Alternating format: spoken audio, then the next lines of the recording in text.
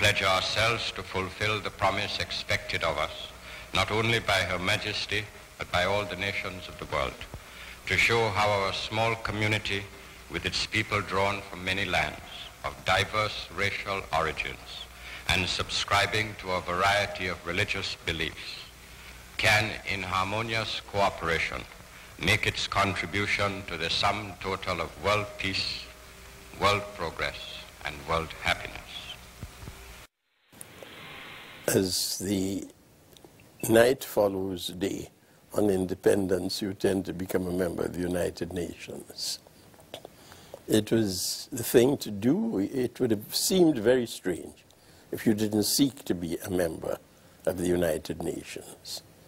And in fact, it gives you a role on the world stage and gives you access to many other countries with which you would not have direct diplomatic or other ties, but you get to know them and be associated with them through the UN. So it's a very useful means of making all the necessary contacts with countries all around the world.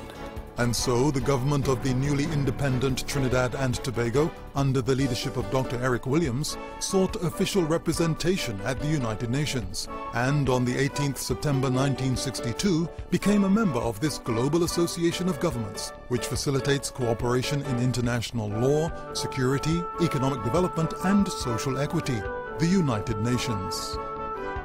The United Nations Information Center and the Technical Assistance Board, the precursor of the United Nations Development Program, established offices in Trinidad and Tobago in 1961.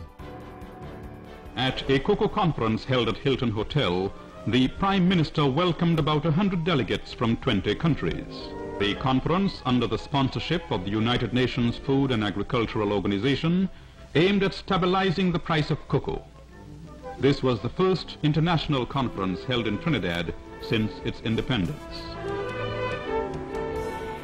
When Trinidad and Tobago became independent, it required expertise in a number of areas. And the United Nations was in a position precisely through its specialized agencies, its network of agencies, programs and funds to provide a lot of assistance to Trinidad and Tobago. For example, things like public administration, tax administration, rural development, physical planning was some of the programs that were undertaken. With the assistance of the specialized agencies like UNESCO, a lot of work was done in the area of education planning, textbook production. We look at the area of health. The World Health Organization gave assistance in the area of public health.